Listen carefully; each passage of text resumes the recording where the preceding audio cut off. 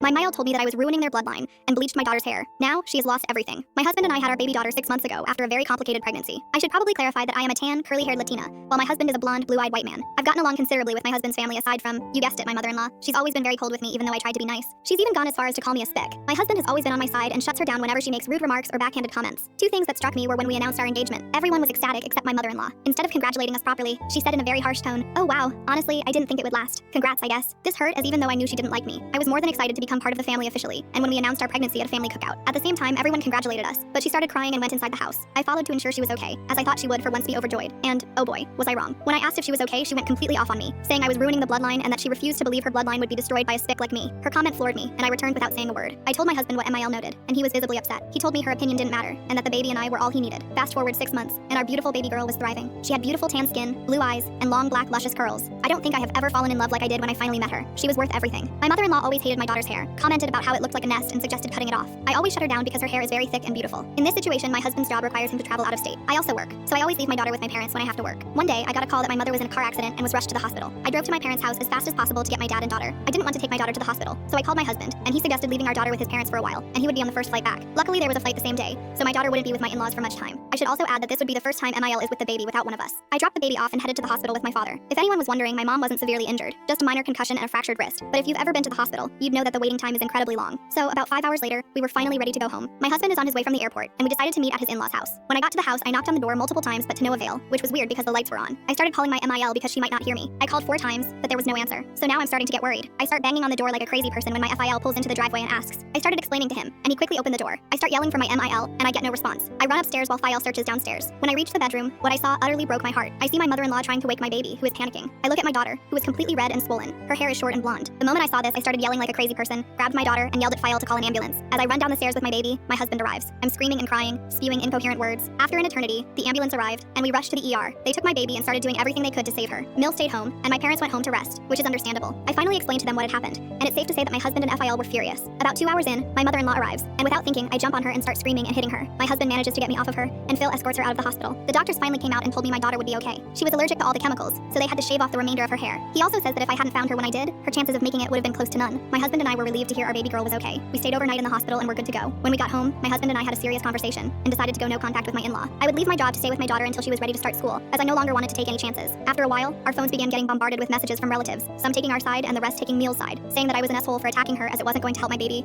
We took it to social media and shared that we would be going to have no contact with Emiel and filing for a restraining order, and we would not hesitate to block and go and see anyone else who decides to defend her actions. I also wanted to add that FEL has agreed to divorce Emiel as he cannot stand to look at her, so at least my daughter will get to grow up with her paternal grandfather.